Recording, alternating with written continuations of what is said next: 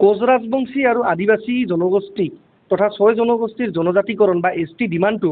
B T চিত প্ৰমোদ বড়োৱে fulfil কৰিব পাৰে নে হাগ্ৰামাই ফুলফিল কৰিব পাৰে নে কোনে ফুলফিল কৰিব পাৰে এয়া কিন্তু ভালভাৱে ৰাইজে জানে। আজি প্ৰমোদ বড়োই কিমানখিনি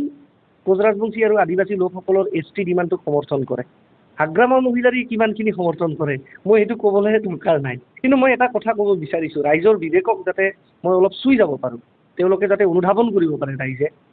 যে প্ৰমোদ বড়ো ডাঙৰীয়াই যেতিয়া 2019 চনত ৰাজ্যসভাত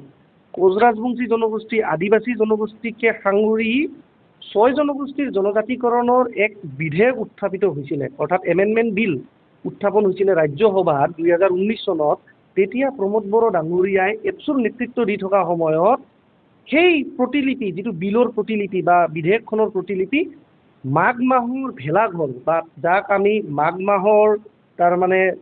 যি আমি উৰুকাৰ বিহুৰ দিনা মাঘ মাহৰ ভেলাঘৰত জ্বলাই দিছিলে।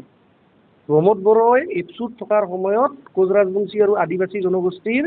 যি আপোনাৰ জনজাতিকৰণৰ যি প্ৰস্তাৱিত বিল আছিল, সেই ৰাজ্যসভাৰ বিলখন মাঘ মাহৰ ভেলাঘৰৰ মেজিৰ জুইত জ্বলাই দিছিলে। আৰু দ্বিতীয়তে কথাটো হৈছে, আজিৰ দিনত ইউ পি পি এলক কোনে চলাইছে? আজিৰ দিনত ইউ পি পি এলৰ মালিকটো কোন? আজি আমি যি ধৰণে কওঁ যে RSS হ'ল বিজেপিৰ বেকবন, মেৰুদণ্ড, ইউ পি পি এলক আজি চলাইছে এপচুৱে। এপচুৱে যি কয় প্ৰমোদ বড়ো তাকেই কৰে। আৰু হাগ্ৰামা মহিলাৰীৰ ক্ষেত্ৰত যদি আমি ক'বলৈ যাওঁ, যিটো মই নিউট্ৰেলি কথাষাৰ কৈছোঁ, হাগ্ৰামা মহিলাৰীয়ে এজ এ বড়ো জনগোষ্ঠীয় লোক হিচাপে বা জনজাতীয় লোক হিচাপে তেওঁ কিমানখিনি জনগোষ্ঠীৰ জনজাতিকৰণবিলাকক সমৰ্থন কৰিব সেইটো ৰাইজে বিবেচনা কৰক। কিন্তু অন্তত হাগ্ৰামা মহিলাৰীয়ে এইখিনি ক'বলৈ সাহস কৰিছিল যে 6 জনগোষ্ঠীৰ জনজাতিকৰণৰ ক্ষেত্ৰত তেওঁলোকে BTC চৰকাৰৰ পৰা NOC খন প্ৰদান কৰিব। তেওঁ অন্তত এইখিনি নক'ব যে যিদৰে এপচু বা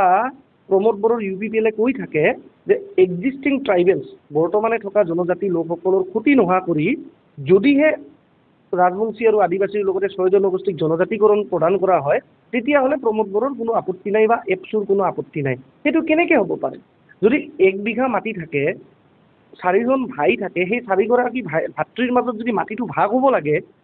এগৰাকী ভাতৃয়ে যদি কয় যে মই 1 বিঘা মাটি ল'ম, মই ইয়াতে থাকিম, মোৰ ক্ষতি নোহোৱাকৈ বেলেগে কেনেকৈ মাটিখিনি ভাগ কৰি লওক, তেনেকৈতো হ'ব নোৱাৰে। লগাই বগাই লৈহে ভাগখিনি হ'ব পাৰে। তো গতিকে এতিয়া ৰাইজে বিচাৰ কৰক যে আজি BTCত ক'ব গ'লে আগতে 12খন MLA সমষ্টি আছিল, এতিয়া বিধায়িনী সমষ্টি বা বিধানসভাৰ সমষ্টি 15খনলৈকে বৃদ্ধি হ'ল। এই 15খন MLA কনষ্টিটুৱেঞ্চিত 2026 চনত যেতিয়া বিধানসভাৰ নিৰ্বাচন হ'ব, সেই নিৰ্বাচনত অৱতীৰ্ণ হৈ যিবিলাক বিধায়ক বিধানসভালৈকে তেওঁলোকে যাব,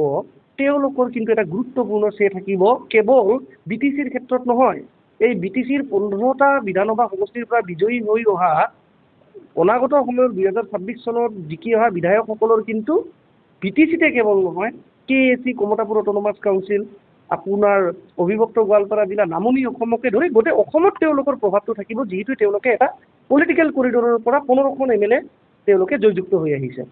তো সেই 15জন MLAৰ যদি আমাক সমৰ্থন দৰকাৰ হয়, তেতিয়াহ'লে BTADৰ ৰাইজে আজি আগন্তুক অনাগত BTR নিৰ্বাচনৰ সময়ছোৱাত এইখিনি মনত ৰখাটো ভাল যে তেওঁলোকে দৰাচলতে কোনটো পাৰ্টিক ভোট দিলে ভাল হ'ব। হাগ্ৰামা মহিলাৰীয়ে দৰাচলতে NOC দিম বুলি কৈছিল, কিন্তু সেই NOC দিয়াৰ পিছত তেওঁলোকে জনজাতিকৰণৰ যিখিনি ইস্যু আছে, সেই জনজাতিকৰণৰ ইস্যুখিনি মানি ল'লোঁ, হাগ্ৰামা মহিলাৰীয়ে NOC দি দিলে। কিন্তু যদিহে আপোনাৰ বিধানসভাত MLA নাথাকে, তেতিয়াহ'লে আপুনি কি কৰিব?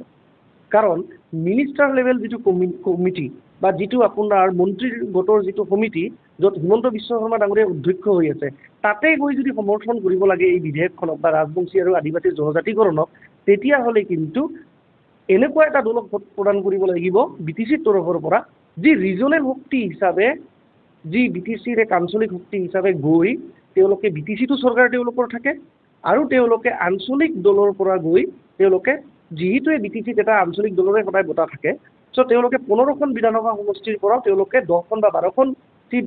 বিধায়ক তেওঁলোকে জিকাই লৈ গৈ দিছপুৰত লৈ যাব পাৰিব। তেনে এটা দলকে ভোটদান প্ৰদান কৰিলে মই ভাবোঁ কোচ ৰাজবংশী জনগোষ্ঠী বা আদিবাসী জনগোষ্ঠীৰ লগতে অন্যান্য যি 6 জনগোষ্ঠীৰ জনজাতিকৰণৰ যি সমস্যা আছে বা BTCত বসবাস কৰা লোকসকলটো আৰু অসমৰ পৰা বাহিৰত নহয়। বহুতে ভাবিব পাৰে যে BTCখন অসমৰ ভিতৰত নহয় বুলি, তেনেকুৱাটো নহয়। BTC এটা অসমৰ অংগহে, it is an integral part of the Assam's territory. So' এই মানুহবিলাকে আগন্তুক দিনত এইখিনি যাতে মনত ৰাখে যে BJP কংগ্ৰেছ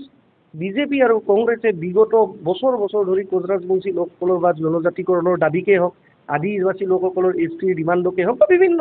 যি জাতীয় ইছ্যুবিলাক আছে কংগ্ৰেছ আৰু বিজেপিয়ে ৰাষ্ট্ৰীয় দলে কিন্তু দিল্লী লেভেললৈকে আলোচনাটো লৈ যায় কিন্তু আমাৰ মানুহ যিটো সহজ সৰল খাটি খোৱা মানুহ তেওঁলোকে দিল্লীত গৈ আলোচনা কৰিব নোৱাৰে আমাক তেনেকুৱা এটা ৰাজনৈতিক দল বা আঞ্চলিক দল BTCৰ পৰা বিজয়ী হ'লে মই অনুভৱ কৰোঁ ভাল হ'ব যোন দলৰ BTCটো চৰকাৰ থাকিব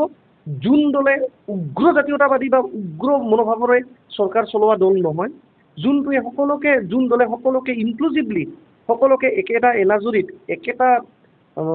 মানে একেলগে যৌথভাৱে লৈ যোনে চৰকাৰ চলাব পাৰে আৰু যি দলে আজিৰ দিনত প্ৰেক্টিকেলি ক্ষমতা আছে আপোনাৰ ধৰি লওক বিধানসভাত 15খন BTCত অন্তৰ্ভুক্ত থকা বিধানসভা সমষ্টিত কমচে কম 10খন বা 12খন আসন জিকাবৰ কাৰণে তো এতিয়া ৰাইজে বিচাৰ কৰি লওক যে হাগ্ৰামা মহিলাৰীক তেওঁলোকে ভোটদান কৰিব যিটো আঞ্চলিক আমি ৰাজনীতিৰ যদি কথা পাতিব যাওঁ তেতিয়াহ'লে BTCত আজিৰ দিনত না ৰাইজৰ দল গুৰুত্বপূৰ্ণ ভূমিকাত আছে নে বোলে AJP অসম জাতীয় পৰিষদ গুৰুত্বপূৰ্ণ ভূমিকাত আছে নে AGP অসম গণ পৰিষদ গুৰুত্বপূৰ্ণ ভূমিকাত আছে অপশ্যন ৰাইজৰ লগত দুটাই আছে UPPL আৰু BPF